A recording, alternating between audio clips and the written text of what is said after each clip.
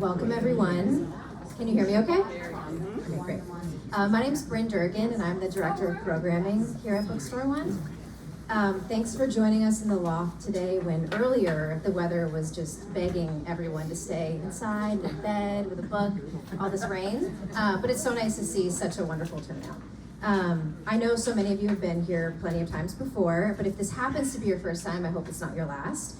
We host writing workshops, author talks, live radio theater, Spanish literary salons, book clubs. We really do so much up here. So if you haven't already signed up for our weekly e-blast, then I would ask you to sign up for that right downstairs at the register when you're buying the book today. But also, before we go any further, can everyone just make sure, please, that your phone is silenced? Prevent any embarrassment mid-event. So just silence your phones, please. Okay, cool. And again, there's coffee, water, tea, wine, and cake in the back, so everyone can help themselves. And now I can introduce you to the author of the hour. She lives here in Sarasota, Florida, where she devotes herself to writing women's fiction. She's a National League of American Pen Women Sisters in Crime Gulf Coast branch and Sarasota Fiction Writers member. She is also the author of 5 books in the how-to genre, and this is her fiction debut. She is one of our favorite local authors, and her latest book, which again you have to get today, is 6 Weeks in Reno. So let's give a warm welcome to the lovely Lucy Hedrick. Thank you, Bryn. I want to just accessorize for a moment, okay? This is 1931 in Reno, Nevada.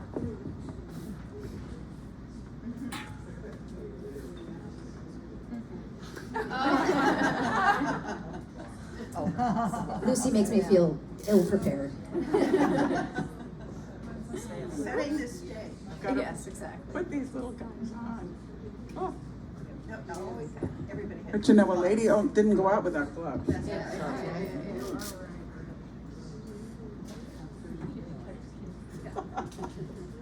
And now we're ready. Right, we are. The one thing that's missing is a pair of sunglasses, because in Reno, the sun was strong, and you wanted anonymity.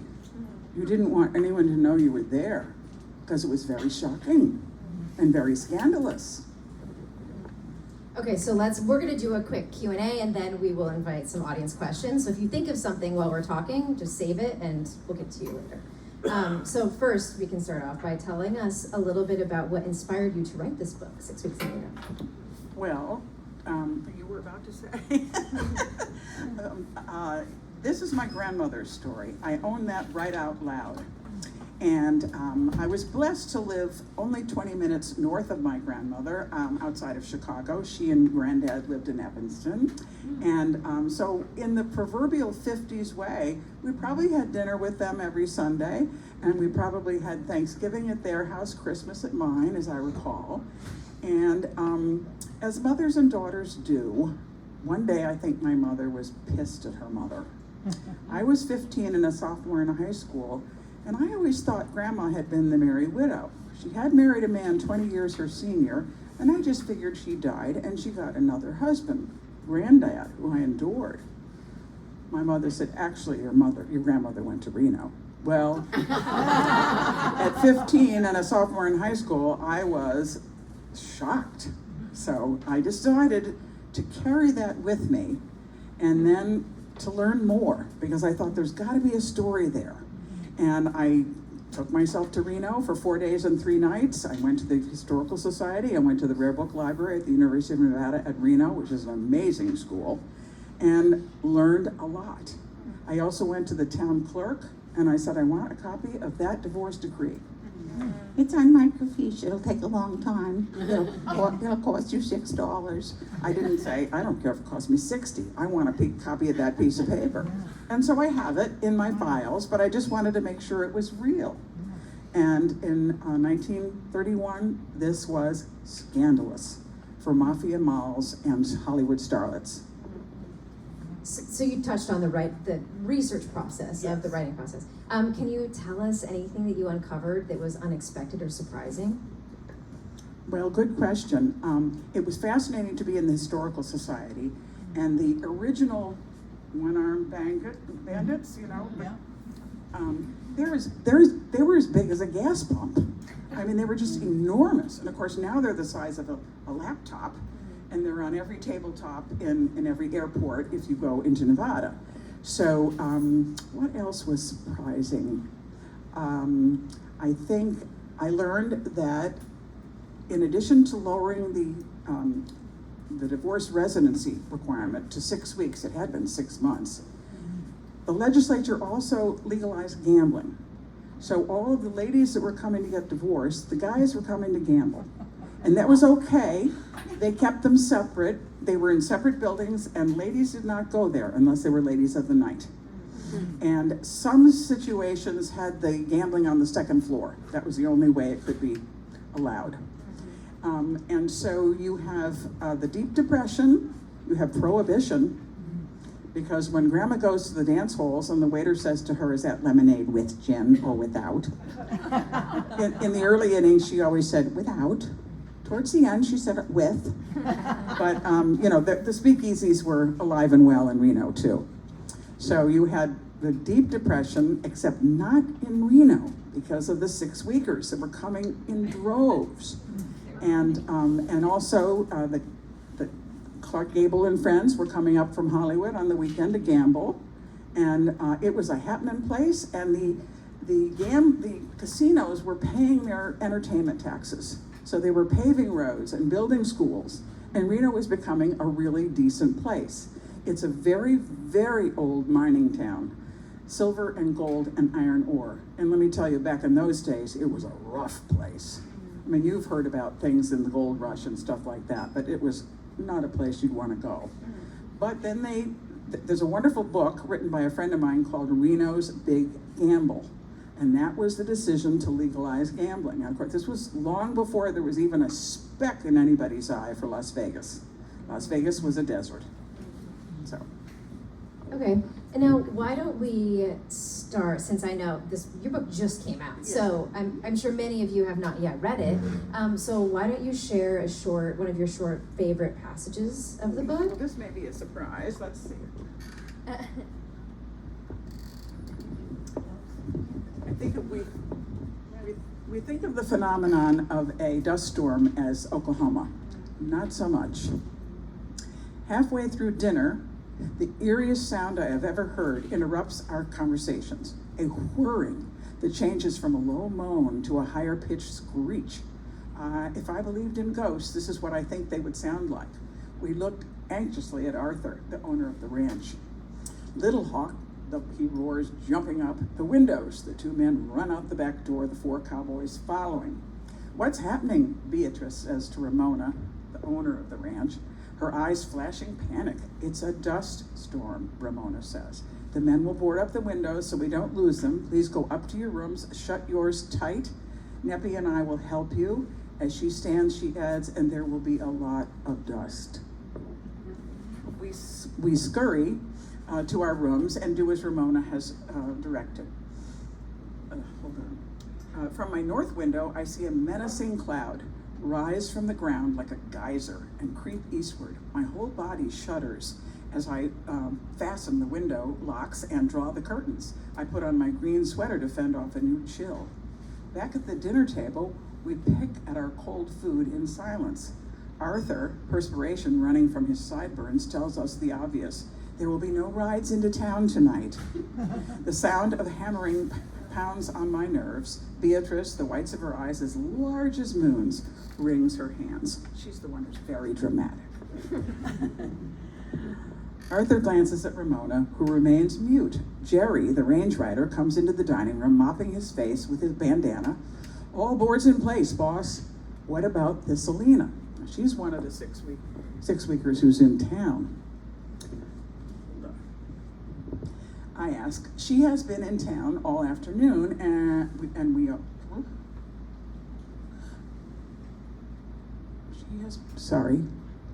She has been in town all afternoon. Just then, Neppy returns to offer seconds of an apple brown Betty, and we all accept. I pray that the Selena will be safe. While getting ready for bed, the brown Betty doesn't sit well in my stomach, and I retch into the toilet. Madeline opens the bathroom door and frowns. You don't have to do that, you know. She says, you're very slender. What does she mean by that? It wouldn't stay down. I lower myself to the edge of the tub and hang my head. I feel so powerless. What's going to happen to us? Will this ranch blow apart?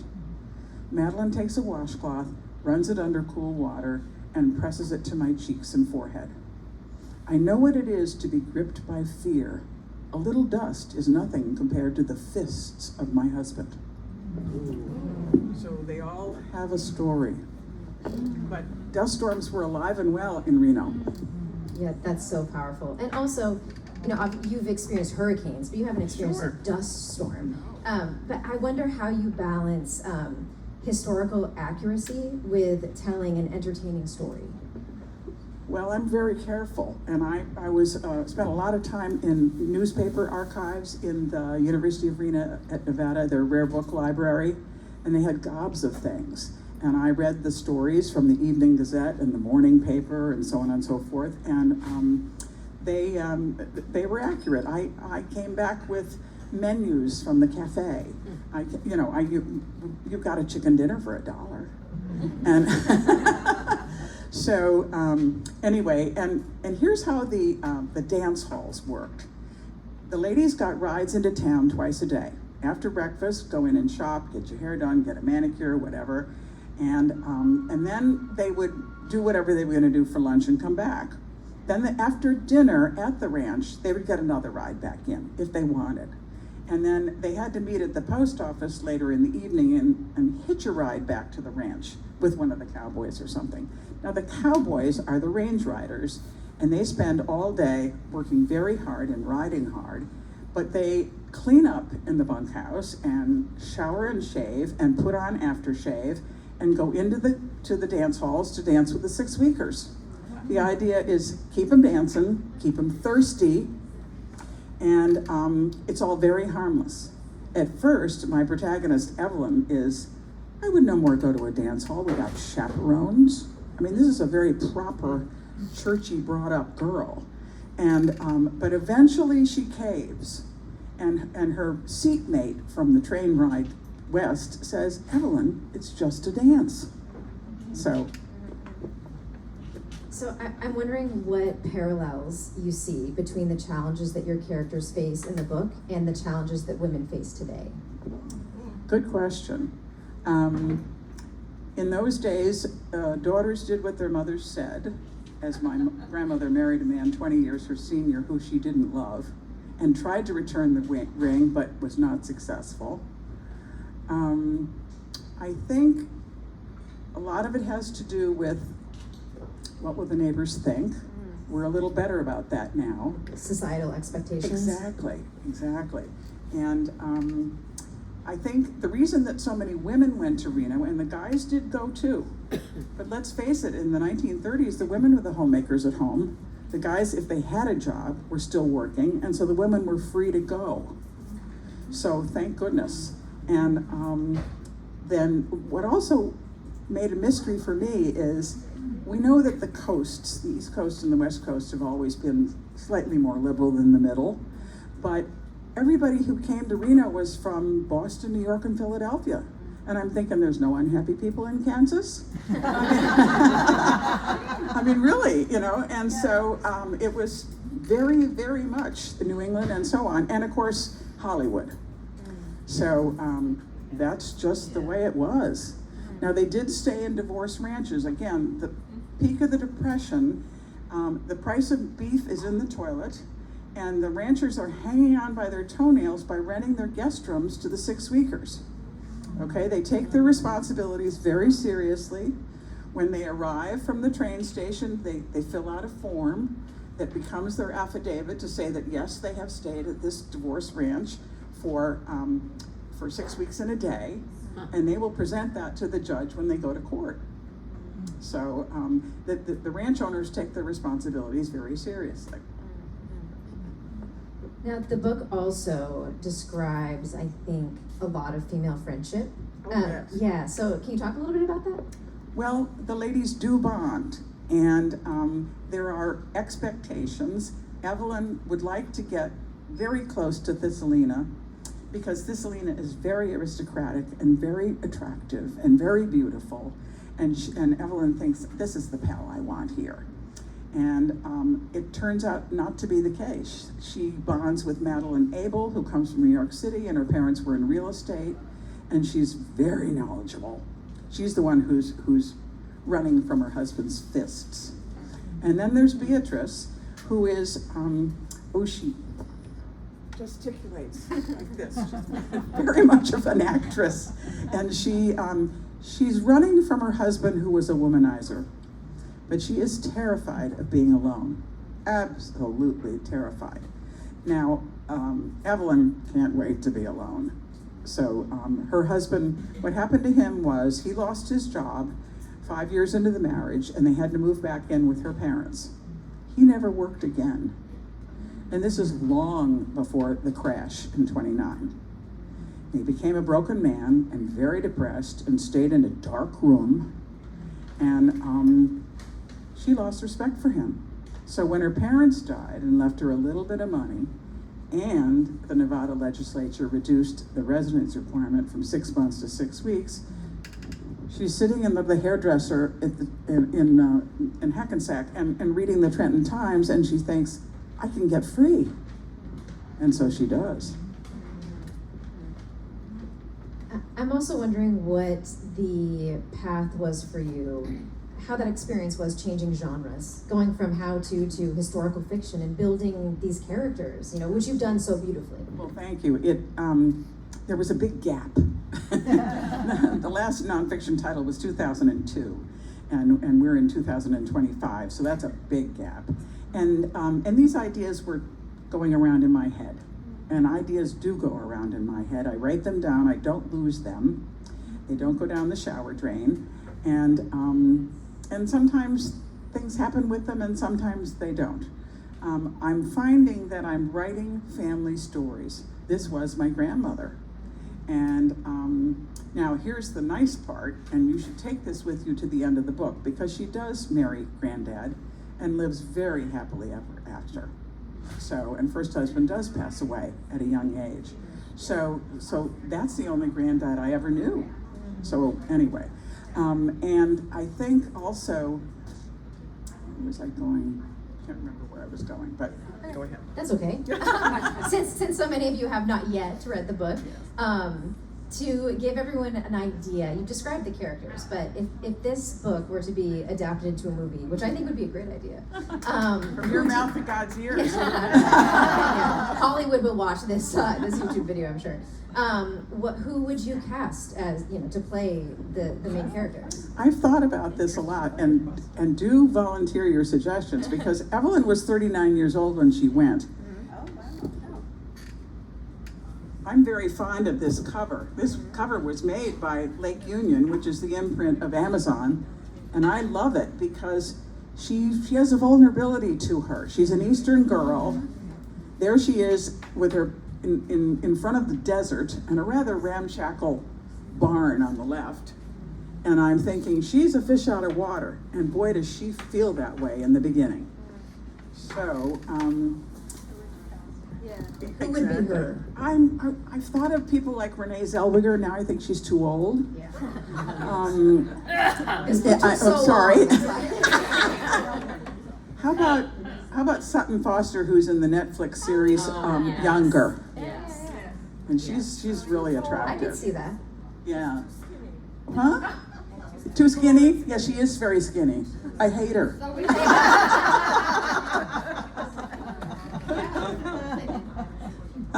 Any other ideas? Let's cast Evelyn. Oh, Kate Winslet, someone said. Okay. That might do.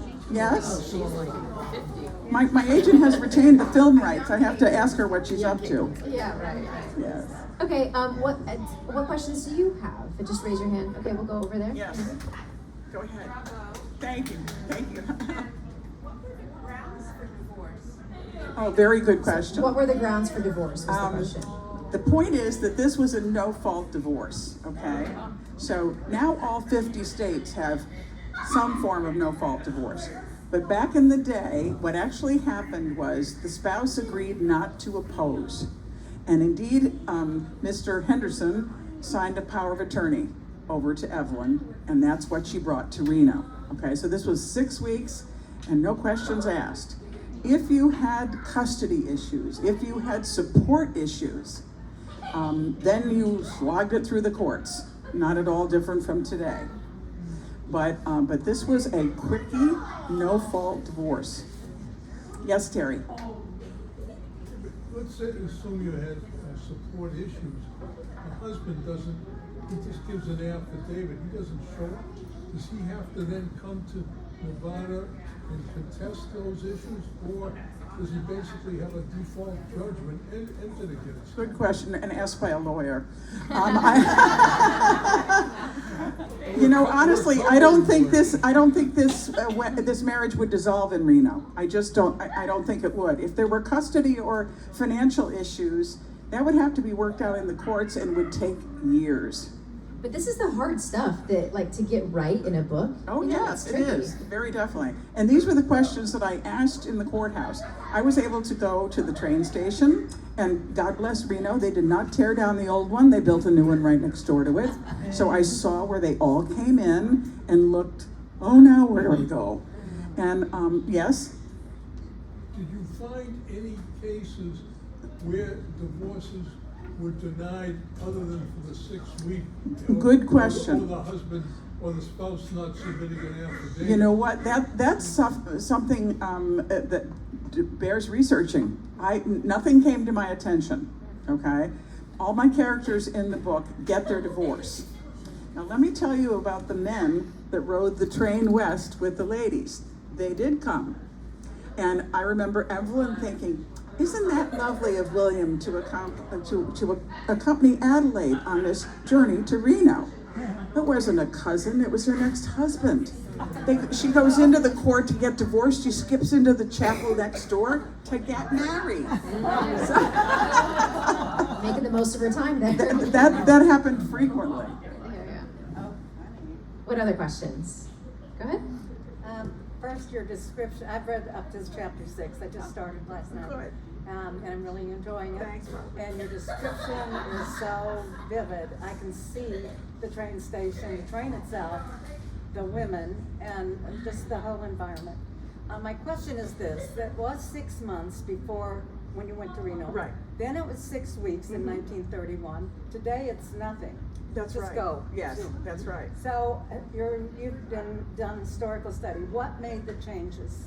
Well, the legislature did, but they I know had, they did. yeah, but the reformers came in. Oh my goodness, the Young Women's Temperance Society and all of these reformers, they bounced it back to 6 months on several occasions. And a lot of religious groups were very opposed to divorce, no surprise. So I think that's most of it in terms of bouncing back and forth. And I think here's Reno's big gamble. They decided to legalize gambling and have the 6 week divorce. So it was two-pronged, okay? And the 6 weekers came in droves. Those big black trains that didn't go much more than 30 miles an hour took 4 days and 3 nights. It was a long trip. And they stopped in Chicago. They had to change lines, but they did it successfully. And the Pullman were totally used to, moving the ladies and moving their luggage. So, and sometimes the train would screech in the middle of the night, and they were stopping for coal and water. And there was no town. This was just a coal and water depot. So it was a big, scary adventure for these gals. My grandmother had never been west of Toledo. So, and none of these gals had. So this is a book about courage. Allison. Thank you, Lucy, and also congratulations. Thank you. That's my daughter-in-law. So my question is, you noted that most of the 6 weekers were coming from New York, Boston, and maybe not the square states in the middle of the country. Was it accessible, or the train as well as the stay at the ranch, or? Well, that's a good question. Somebody asked me at my Thursday event what it cost, and I honestly don't know that. You did have the train fare, and you did have your accommodations. Now, my grandmother did not choose to stay at Pyramid Lake, which was the elegant Fifth Avenue place. And there were other divorce ranches that if you were the upper crust, that's where you stayed. So, but she didn't want to be recognized, she didn't want to be known, she wanted to get this over with, she certainly wanted to be fed and comfortable. But, so, you know, what did a divorce ranch get for 6 weeks? I'm not sure. Very good question, and I better learn that. So it sounds like maybe it was like you could choose a place like the Ritz, or you could go to like a Motel 6. Exactly. Yeah. And there's a photographer that they meet on the plane and on the train, and she's staying in an apartment at the Colonial Apartments in town. So, anyway. What other questions? I saw a hand up over. Go ahead. Yes. I just wanted to thank you for the description of the dust storm. Mm-hmm. I grew up in Texas. It was probably about 1953, so I wasn't very old. We had a black duster, and I'd forgotten the sound. Yes. You described Yes. it. Woo, I went right back. Yes. It's a horrible, haunting sound. Yeah. It was black because you couldn't even see across Right. the street. But Barbara Ryan, I thank you for what you said about the setting. I worked very hard on the instructions of my agent to make Reno a character. And when you write historical fiction, you're admonished to do that. Now I'm in 1920s New York at the Waldorf Astoria. I'm trying to write the next book, and I've got to bring that hotel alive. I mean, and New York in its early stages, when there were horse-drawn carriages and cars and no lines in the road and accidents all over the place. Anyway, so yes. So are there other authors that you particularly admire for their historical fiction? I know you read. Oh yeah, I'm a voracious reader. So many of them. The woman who wrote The Personal Librarian. I like what Fiona Davis is doing now. And she started with The Dollhouse, about the Barbizon Hotel. And forgive me for saying, but that was a first novel. And I thought, it smacks of first novel. It was a good story, but man, has she gotten better. And if you haven't read The Lions of Fifth Avenue, about the library, that is amazing. Absolutely amazing. What else? Marie Benedict, I like. What's really good for me and other historical fiction writers is it's a hot market right now. Everybody It always loves seems historical. to be. Yes. So I hope to ride this wave as long as it's there. Go ahead. So the man that your grandmother divorced, was that your biological grandfather? That's correct. Yes. His name was Dean. He had been an administrator at the Lawrenceville School for Boys. What happened was, and this is totally true and documented, a new headmaster came in. And he did what I've heard of corporate CEOs like this. He cleaned house. He fired everyone. And so very, very briefly, they moved in with Evelyn's parents, and this was just very temporary until Dean finds his next position. He never found one. And Evelyn went back to the tea parties with the other faculty and administrative wives and heard all about their husbands' new jobs. And that was tough. So that kind of scene is in there. Any other questions? You can just raise your hand and we'll get to you. Go ahead. How long did it take you to write the book? What is your writing process? The writing process is what my friend Jane Cleland says, the BIC method, butt in chair.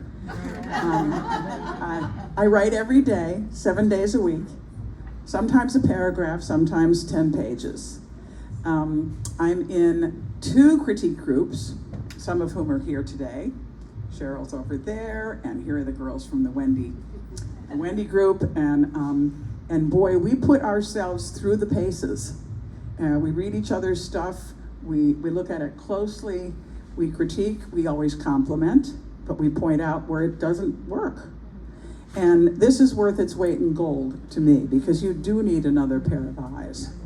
Now, back in the day, I used to be very much of a morning writer.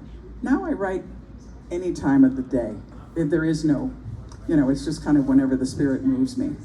But I get an idea for a story, and then of course there's an awful lot of research involved. I've had to become an expert on the Waldorf Astoria. And I love family stories, and of course Reno is the grandma story, but the Waldorf story is great Uncle William and Aunt Jane. Uncle William was blind. Aunt Jane was a woman in her late 30s who, shall we say at that time, marriage prospects had passed her by. So they're in the room where you collect your mail at the Waldorf Astoria, and she sees him with a Braille version of the Reader's Digest, and he doesn't see her. They start talking, and they became very good friends, and he asked her to marry him, and she said, absolutely. And from then on, he called her Jane Darling, never ever Jane, and they used to go to Hackensack to see that family. And Jane had diamonds, and she came from money in Massachusetts, and my mother as a little girl would sit beside her and gaze at the diamonds. And they would invite the family to Thanksgiving at the Waldorf, and I don't think my mother ever took a bite of turkey. She was gazing at the crystals from the chandeliers. So I don't know about you, of course we don't talk anymore, but back in the day, those Thanksgiving and Christmases, at 4 o'clock, out would come the sherry bottle. And the adults would sit and chat. Maybe my brother and I were watching the TV, but maybe not. And honestly, they told the same stories over and over. And they went in here and they're in there. So I want to bring them out. Right, but you know. I know, it makes me excited for what's next. Oh, thank you. What other questions? You made everything. Well, I have a comment, more of a comment than a question.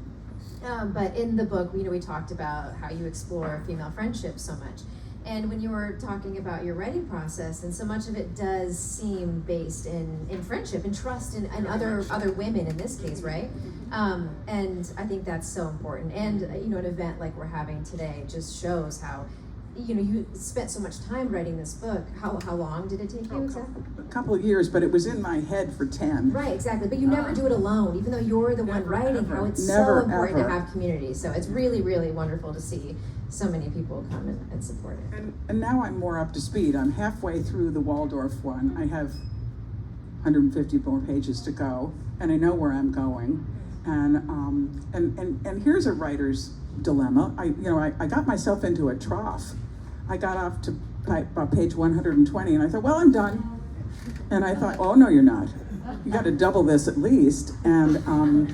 And I thought, this is not meant to be a novella. Nobody buys novellas. I want a full page, full-length novel here.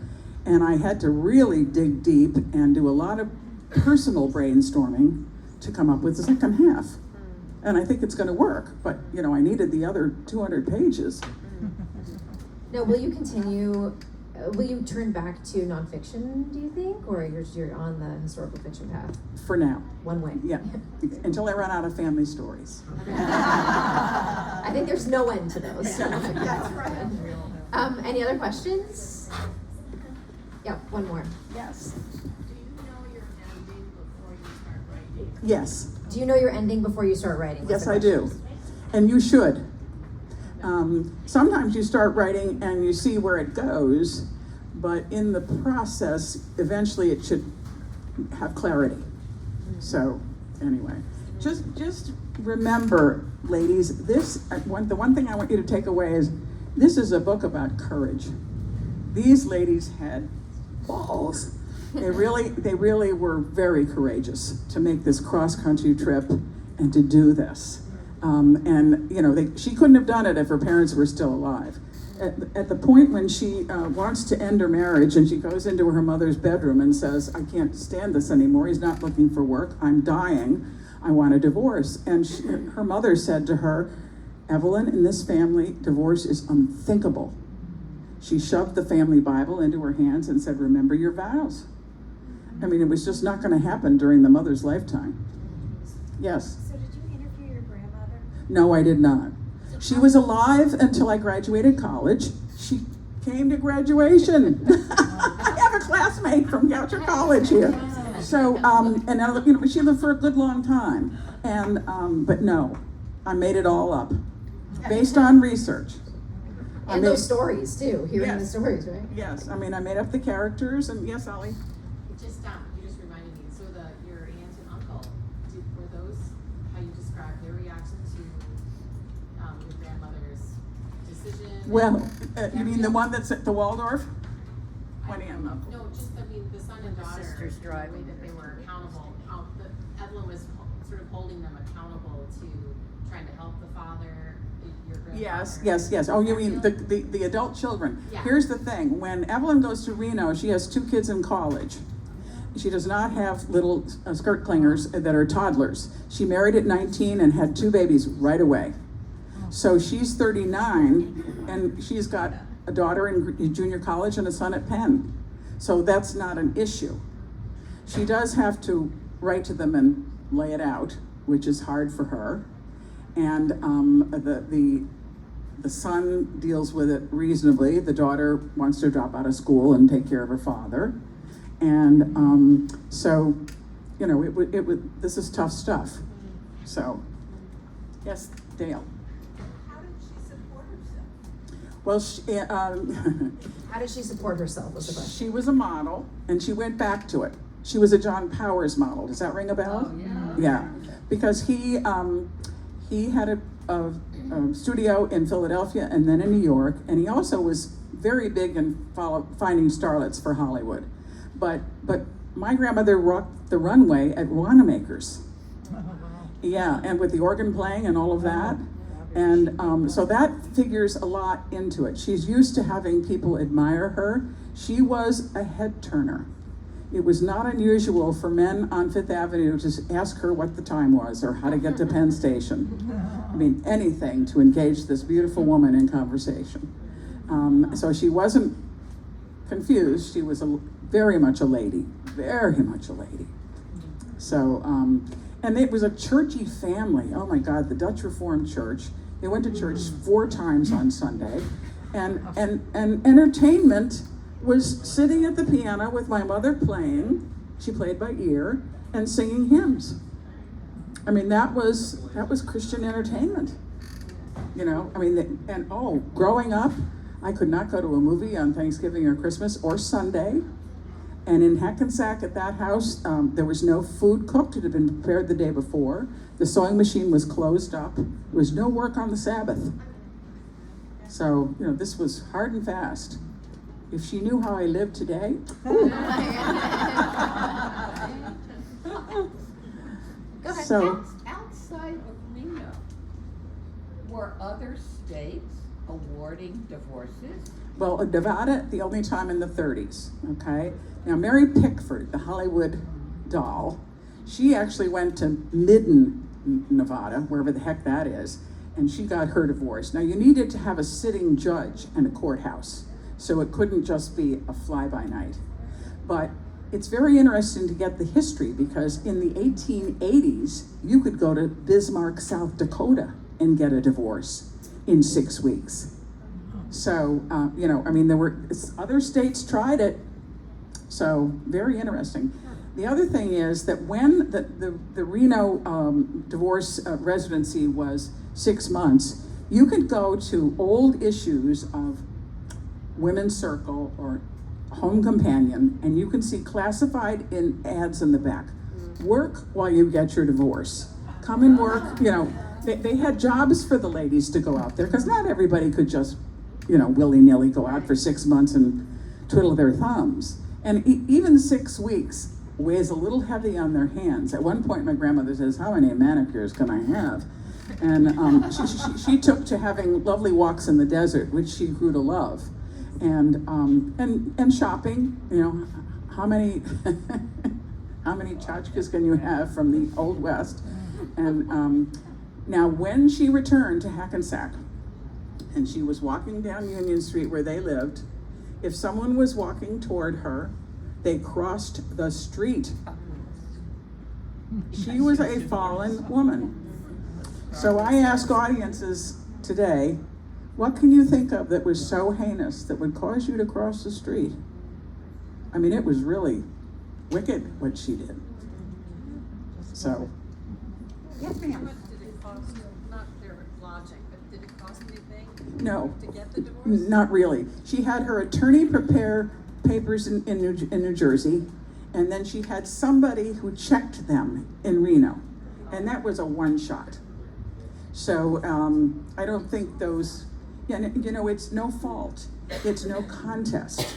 No, she didn't need the money. She had the money from her parents, and he wasn't going to provide any. And custody was irrelevant because the kids were in college. So, yes.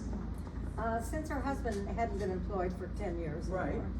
anymore, and she's divorcing him, was she obligated to pay him any? She supported him for the rest of his life. Oh. The shock. Not pretty. I know. Where did he live? I shared this on Thursday. It always gives me chill down my back. He lived in the YMCA at 9th Street and Prospect Park in Brooklyn. I've seen the building and I think, ooh, that's how he lived out his days. And my grandmother sent him a check every month. That's how he could live. Now, to his credit, he stayed in very close touch with my mother and her brother. And he was good at finding free things to do in New York in the middle of the Depression. He would find organ concerts at noon. He would go to any denomination of church or parish and listen to the sermon, because these were the Norman Vincent Peales of the day, fabulous orators, And so he ate at Horn and Hard Arts. I mean, hello? So I have 2 years of single-spaced letters between Dean and my mother, and when she was in junior college. So, and they're amazing letters. It almost sounds like there's a book from his perspective. Could be, Yeah. could be, yes. Do you think that maybe there was some sort of mental illness that Oh, he yeah. had? I mean, that, think about obviously it from this point undiagnosed of and view. that- But I think there was serious depression. Alcohol was not a factor because there was no alcohol in the house. There was a bottle of brandy in the medicine cabinet for medicinal purposes. But but I think it was a huge issue of depression because he ceased to look for work. At first, he took the train in to New York every day to keep up appearances. And his office was the New York Public Library.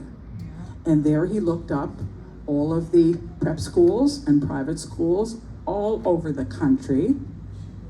And the lack of acceptance, the lack of response, was very discouraging. And I think he gave up. So, Okay, well, very sad. I know, so sad. Yeah. But again, such an incredible story. So I want to save some time for the signing. So again, if you've not yet gotten Lucy's book, we have some downstairs, and you'll be hanging out and signing Yes, copies. absolutely. But I just want to thank you, everybody, again for coming, and also let's wish Lucy a happy birthday. But don't sing. Don't We sing. can wish her a happy Don't birthday. sing. Everybody wish her a happy birthday. And thank you so much for coming. Thank you, Lucy.